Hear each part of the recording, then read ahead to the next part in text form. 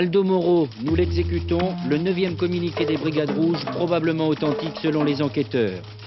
SNCF, nouvelle hausse surprise de certains tarifs, plus 25% pour les abonnements grande ligne. 24 heures après son assassinat, le mystère demeure sur la personnalité d'Henri Curiel, le témoignage de sa veuve. Les laboratoires d'analyse sur la sellette, que choisir, accusent les résultats et les prix.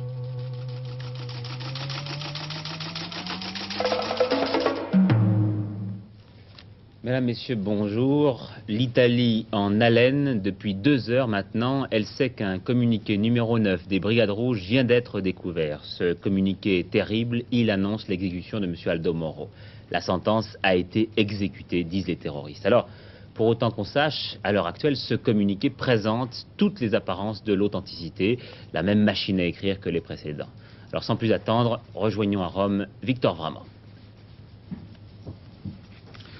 Nous concluons ainsi la bataille qui a commencé le 16 mars en exécutant la sentence à laquelle a été condamné Aldo Moro. Voilà les dernières paroles du message numéro 9 des Brigades Rouges, qui d'ailleurs ne précise pas si Aldo Moro a été ou sera exécuté. Il faut bien dire que sur ce point, les choses ne sont pas très claires. Est-ce que la sentence qui a été prononcée par les Brigades Rouges a été ou sera exécutée? En tout cas, 51 jours après l'enlèvement, il semble bien maintenant qu'il n'y ait plus aucun espoir pour Aldo Moro. Et pourtant, dans un message précédent, les Brigades Rouges avaient déjà annoncé qu'Aldo Moro était condamné à mort. Mais dans un message ultérieur, les Brigades Rouges faisaient savoir que si le gouvernement et la démocratie chrétienne libéraient 13 terroristes, on pouvait envisager qu'Aldo Moro soit libéré. Alors voici la réponse maintenant des Brigades Rouges dans ce 9e message. Nous ne pouvons qu'enregistrer le refus de la démocratie chrétienne, du gouvernement et de leurs complices, ces assassins au service de la bourgeoisie impérialiste. En tout cas, on retrouve le jargon idéologique traditionnel des Brigades Rouges. Maintenant, il faut bien se poser une question: quelles pourraient être les conséquences en Italie de l'exécution d'Aldo Moro? Tout d'abord, il était clair depuis longtemps déjà que ni le gouvernement ni la démocratie chrétienne n'étaient disposés à négocier avec les Brigades Rouges.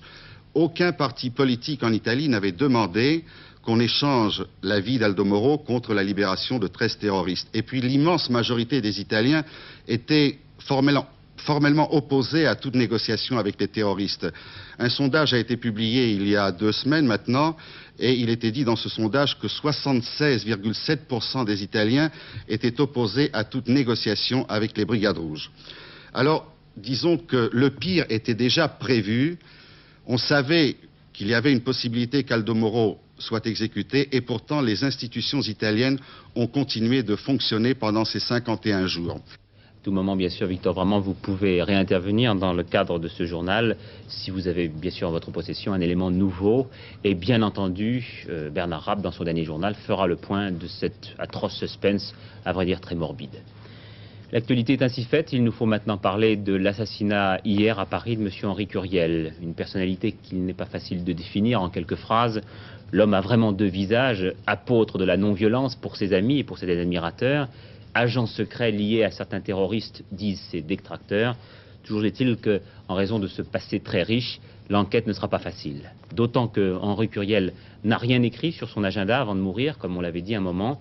Alors toute la rédaction d'Antenne 2 s'est mobilisée pour essayer de mieux comprendre qui était cet homme et ce qui avait bien poussé ses agresseurs à l'abattre. D'abord la réponse de son épouse. C'était un homme qui a toujours été bouleversé par la misère, par la pauvreté, par les injustices, par les exploitations. Et toute sa vie, il aurait pu mener une vie bourgeoise, tranquille. Il a toujours préféré aller du côté des opprimés. On est encore ce soir réduite aux hypothèses quant aux véritables activités d'Henri Curiel, qui a été abattu par 2 jeunes hommes hier après-midi à Paris. L'attentat perpétré par un commando Delta paraît peu probable et les policiers chargés de l'enquête observent encore ce soir un mutisme absolu. Il était un militant du tiers-monde, il était en même temps un militant de la paix au Moyen-Orient.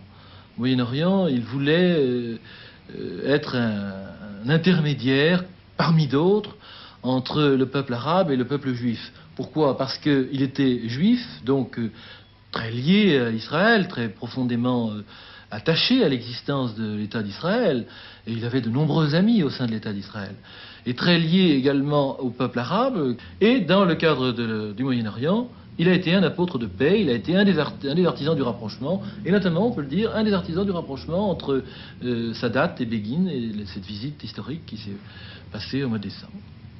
Henri Curiel, homme énigmatique, espion, révolutionnaire ou tout simplement un homme amoureux de la paix se battant pour les opprimés. Depuis 1962, bon nombre de rumeurs circulent. On va jusqu'à dire de lui qu'il serait le cerveau de l'international terroriste. Jean Lacouture, journaliste et écrivain, était l'ami d'Henri Curiel depuis 25 ans.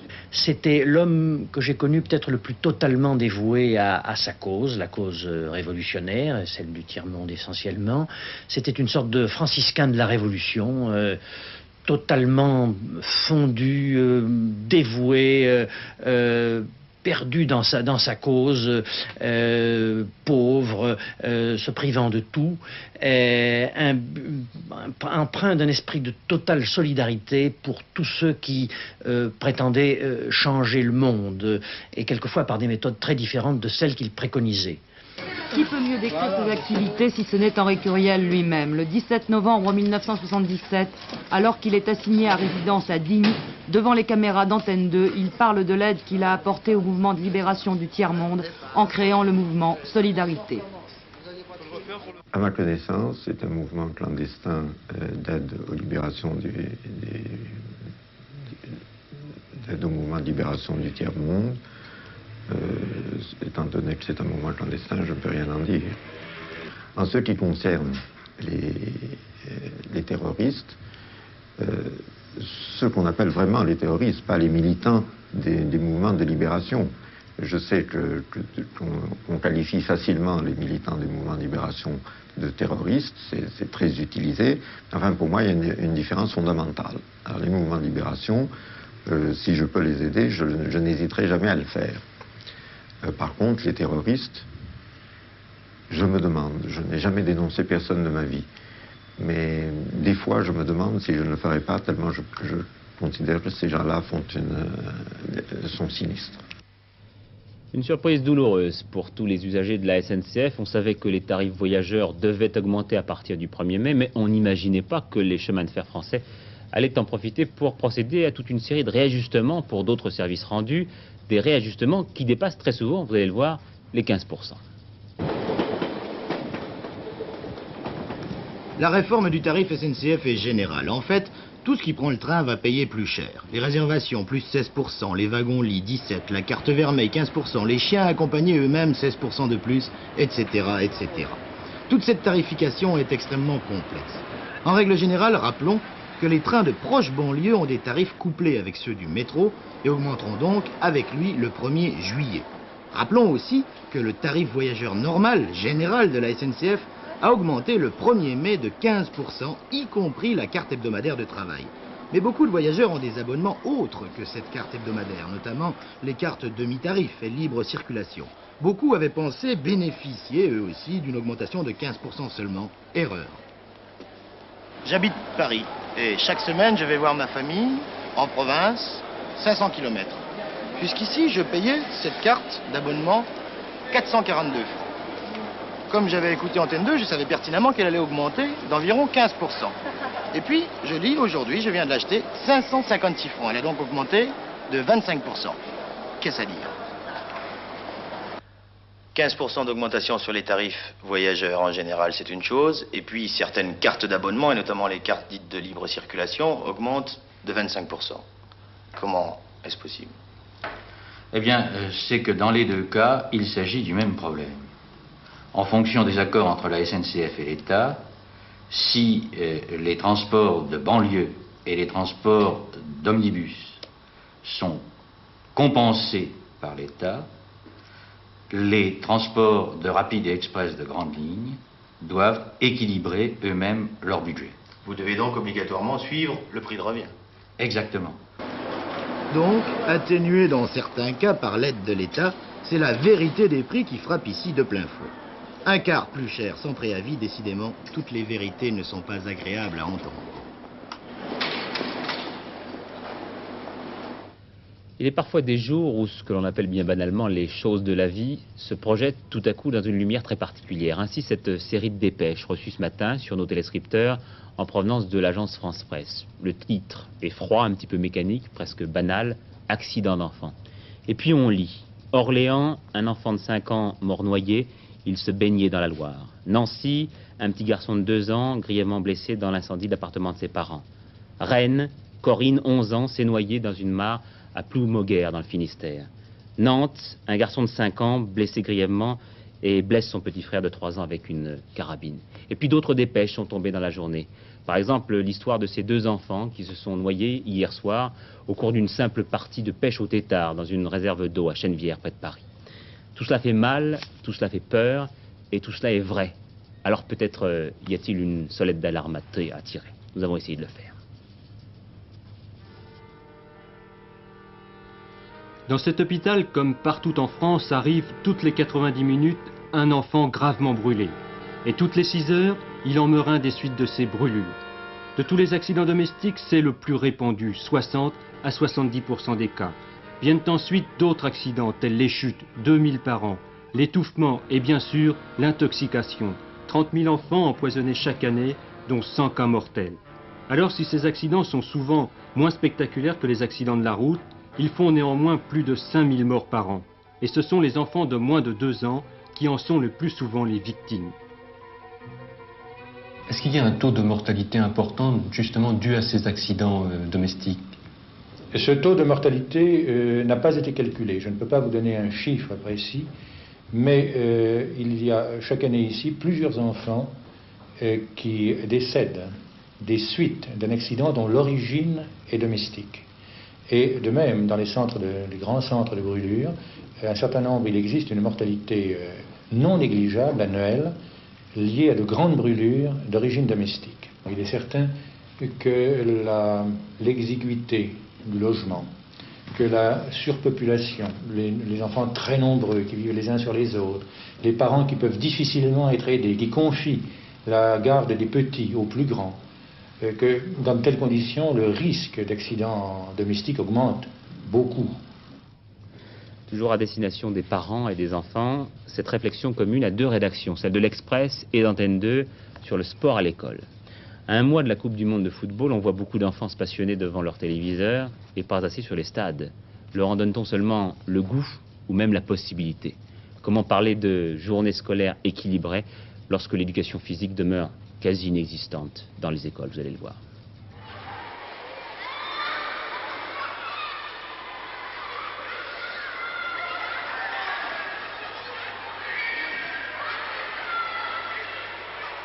Je viens ici parce que je ne fais pas beaucoup de sport à l'école. Alexia n'est pas une exception. La loi prévoit 6 heures d'éducation physique, mais 50% des élèves en font moins de 2 heures.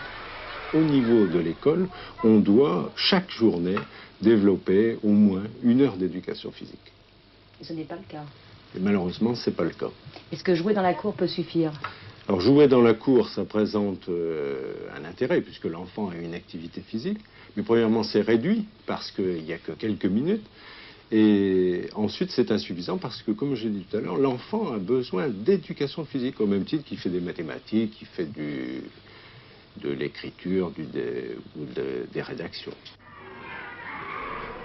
Alors, à qui la faute? À l'école primaire, l'enseignant, qui s'occupe du sport, n'est pas toujours formé pour ce travail. Alors j'enseigne la lecture, les mathématiques, les activités d'éveil et l'éducation physique et la musique. Vous avez une formation pour l'éducation physique? Non, nous n'avons pas d'information. Au niveau du cours préparatoire, c'est relativement encore possible, mais dans les classes un petit peu plus élevées, en cours moyen par exemple, avec des grands enfants, c'est beaucoup plus difficile. Et pour manier 25 enfants, il faut quand même une bonne santé et se sentir vraiment très en forme pour pouvoir les emmener sur le stade et leur faire des tas de mouvements.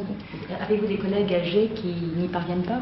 Cette année, nous n'en avons pas, mais nous en avons eu et qui avaient beaucoup de difficultés, bien sûr, c'était même pratiquement impossible pour elles d'aller faire de l'éducation physique. Dans une école de Neuilly, le directeur a partiellement résolu le problème en faisant largement appel au bénévolat. Passionné par le sport, animé par la conviction qu'il faille introduire coûte que coûte le rythme scolaire à l'école, M. Guimard n'hésite pas à mettre ses idées en application. Ici, le sport est roi. De 8h à 18h30, les élèves disposent des tables de ping-pong. Et pendant la journée, ils alternent les études avec une dizaine de disciplines sportives.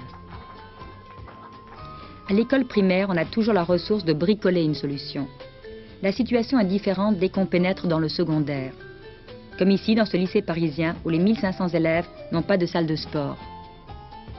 Ici, nous n'avons aucune installation d'éducation physique. Les lieux sont là et c'est tout ce qu'il y a.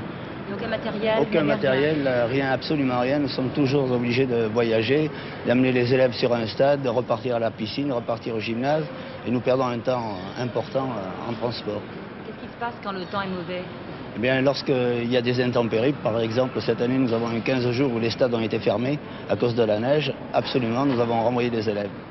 Sur les 2 heures de gym que l'on a, on a approximativement 1 heure de trajet, aller-retour, donc ce qui nous fait 1h30 de sport. C'est pas suffisant du tout, quoi. On en aurait 4, ce serait peut-être déjà mieux. Et 4 heures effectives. 4 heures d'éducation physique, pourquoi pas? Mais pour consacrer plus d'heures au sport, il faut réduire les autres matières. Pour l'instant, bien peu d'adultes y sont prêts. Et pour vos parents, le sport c'est important? Vous fassiez du sport ou pas? Je pense que les études sont pour les parents beaucoup plus importantes que le sport. Bien, Noël Mamère, quelle est la nature de la campagne que nous allons mener? Donc vous, c'est la vie avec la rédaction de l'Express. Alors nous allons mener cette campagne dans C'est la vie, donc à partir du 8 mai, c'est-à-dire à partir de lundi, et ce jusqu'à vendredi, en insistant sur un certain nombre de points noirs dans l'éducation physique à l'école et dans les rythmes scolaires. J'avais demandé il y a quelques semaines aux enfants, aux écoliers de France de m'écrire pour témoigner sur l'enseignement du sport dans leur école. Ils m'ont écrit très nombreux, on va se servir de leurs lettres, on va en faire un cahier de doléances que nous porterons au ministre de la Jeunesse et des Sports et au ministre de l'Éducation avant la fin de l'année scolaire pour que les choses changent à la rentrée prochaine. Bien, donc tous les jours de la semaine prochaine, 18h40. 18h40. Rien de nouveau sur l'affaire Aldo Moro? Si, une dernière dépêche qui nous apprend que l'état-major de crise des syndicats ouvriers italiens, soit 9 millions de personnes, a été convoqué à Rome pour une mobilisation générale du pays. Bien, donc revenons à l'étranger dans l'attente bien sûr d'un nouveau développement de cette affaire Aldo Moro. D'abord, ce télégramme qui nous vient de New York, des Nations Unies. Qui a bien pu dire « L'existence d'Israël ne dépend pas de notre reconnaissance, l'existence d'Israël est un fait, Israël est là ». Eh bien, c'est l'observateur de l'OLP à l'ONU. Et rares sont les Palestiniens à s'être ainsi exprimés jusqu'à ce jour. Violente critique des Nations Unies, précisément par Alain Poher, le président du Sénat, qui a dénoncé à Strasbourg la dénaturation de la notion des droits de l'homme à l'ONU et la politisation des différents organismes des Nations Unies. Deuxième entretien ce matin entre Léonid Brejnev et le chancelier Helmut Schmidt. À l'ordre du jour, la détente Est-Ouest, le désarmement et le contrôle des armements. Mais les observateurs n'avaient Dieu aujourd'hui que pour la personne du chef de l'État soviétique. Alors qu'à l'aéroport, M. Brejnev paraissait assez alerte pour un homme de 71 ans, on a remarqué quelques heures plus tard sa démarche pénible et son visage boursouflé. Et on a surtout noté qu'il avait besoin, comme vous le voyez, de M. Gromyko et du chancelier Schmidt pour se lever.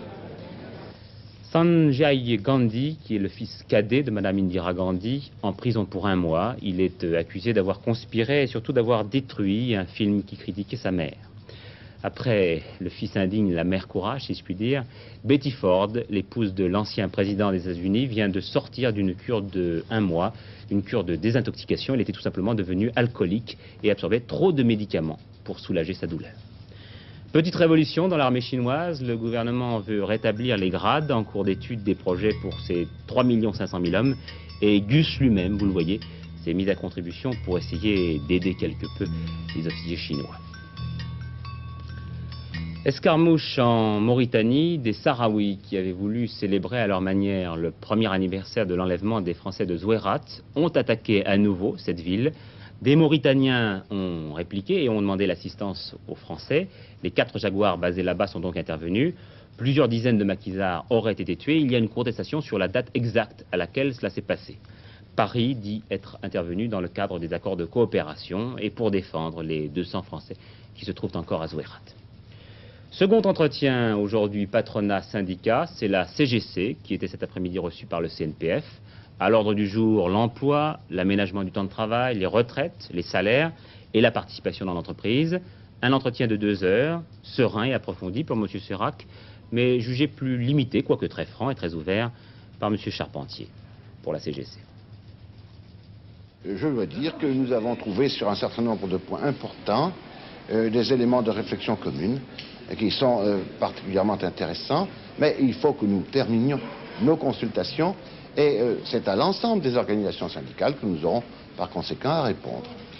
Sur les cadres âgés, je pense que nous aurons avancé d'ici la fin des vacances, y compris avec le CNPF. Sur la durée du travail, je suis assez sceptique après ce que nous avons entendu, mais tout au moins, il doit y avoir une première phase de discussion sur une nouvelle organisation de la durée du travail qui pourrait être suivie ensuite d'une étape d'examen sur la durée du travail. Les Français et l'autogestion, c'est le thème d'un sondage réalisé par la Sofres pour l'hebdomadaire L'Expansion. Les Français sont très partagés. 1 sondé sur 3 préférerait travailler dans une entreprise dirigée par un patron. La même proportion souhaiterait le faire dans une entreprise autogérée. Mais d'abord, qu'est-ce que l'autogestion?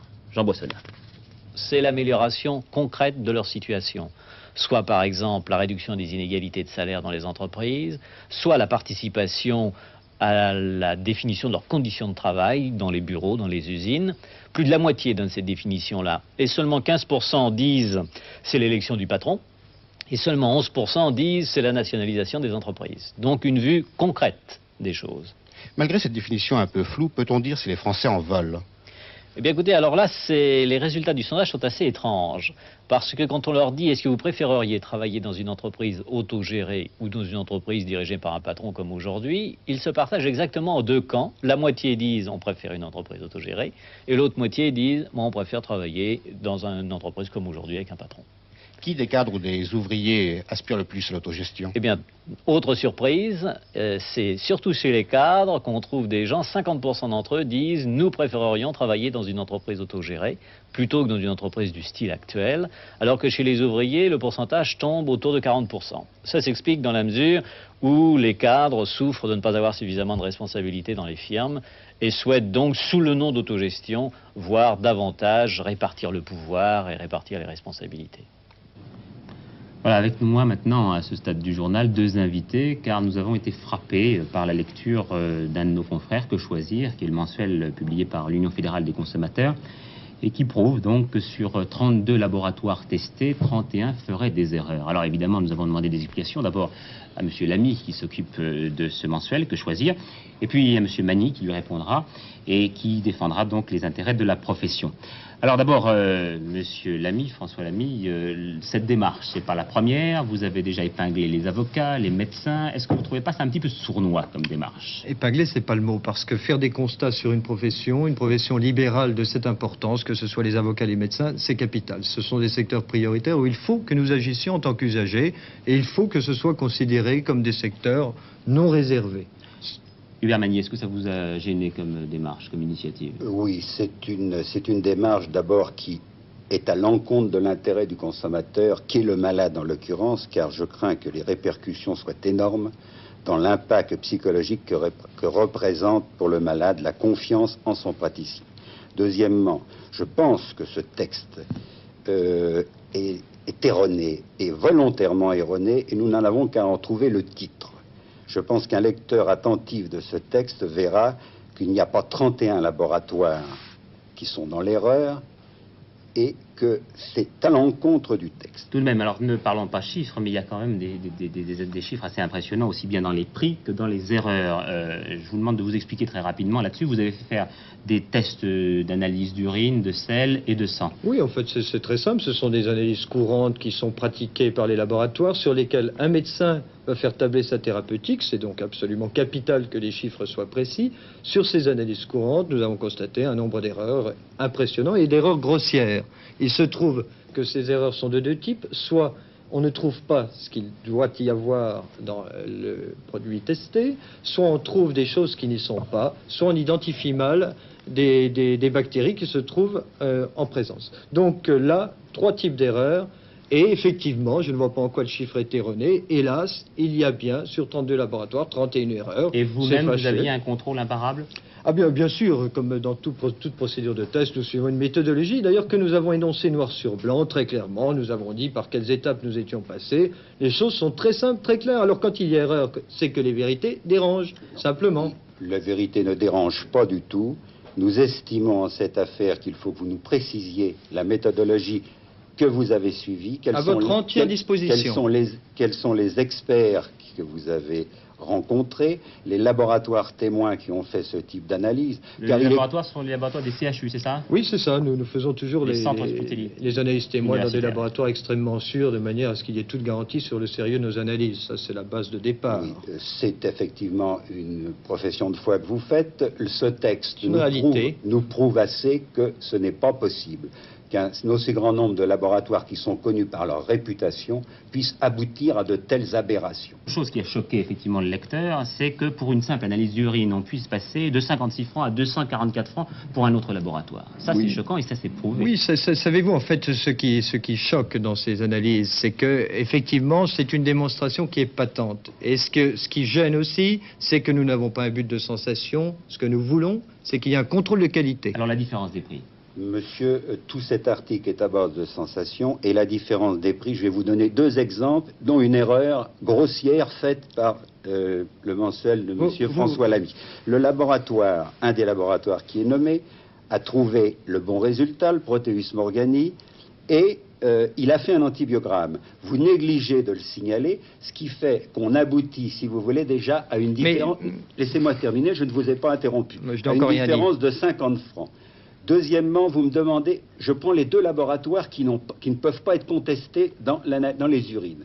L'autre laboratoire qui a une réponse exacte, bien, ce laboratoire, au lieu de faire une cytologie qualitative, a fait une cytologie quantitative. Si vous étiez au courant de la nomenclature, vous n'auriez pas été étonné de ces différences. Et alors, je dis d'autres de simples profanes. Non, mais vous voyez, en fait, nous sommes parfaitement au courant. Nous savons compter les points et les unités qui font que, effectivement, l'usager paye cher. Et ce que nous n'aimons pas, c'est payer de 56 francs à 243 francs pour une même analyse extrêmement précise que nous avons préétablie, payer des erreurs. C'est cela que nous ne voulons plus. Voilà, messieurs, je vous remercie. Je vous ai un petit peu pressé car nous approchons de la fin de ce journal. Sachez d'abord que les acharnés du loto pourront désormais s'abonner et participer à 5 tirages consécutifs grâce à des bulletins d'abonnement à 40 francs. Dernière page de notre journal, la météo, bien sûr. Le temps restera médiocre demain sur la majeure partie de la France. Pluie et orages sur la moitié est du pays donneront des précipitations souvent importantes. Un ciel plus variable sur la moitié ouest, avec alternance d'éclaircies et d'averses, et où il fera plus frais. Pour dimanche maintenant, eh bien, les orages persisteront le matin sur la moitié est, ils s'atténueront dans la journée sur le reste du pays. Après les brumes matinales, il devrait faire beau. Donc tout cela pour dimanche. À 22h45, c'est Bernard Rapp qui vous présentera le dernier journal, avec, je l'espère, les dernières nouvelles sur l'affaire Aldo Moro. Voici un dernier télégramme, d'ailleurs précisément, le communiqué numéro 9 qui annonce l'exécution de M. Aldo Moro est considéré comme authentique par le ministère de la Justice à Rome. Et puis deuxième rendez-vous, demain à 12h30, Jean-Claude Mangeot fera un point sur les côtes polluées de la Bretagne, 1 mois et demi après la catastrophe de la Moco-Cadiz. Vous verrez que les Bretons ont beaucoup travaillé, qu'ils seront bientôt prêts à vous accueillir pour des vacances qui, je l'espère, seront agréables. Merci de votre attention, dans toute la rédaction qui m'entoure. Je vais vous quitter sur quelques mesures de la valse du petit chien de Frédéric Chopin, interprétée par Jörg Sifra, en compagnie de 15 artistes de variété, de musique classique. Il a enregistré un 33 tours avec un très beau titre, Le cadeau de la vie 78, pour aider les travaux de recherche sur le cancer. Bonsoir à tous, à lundi.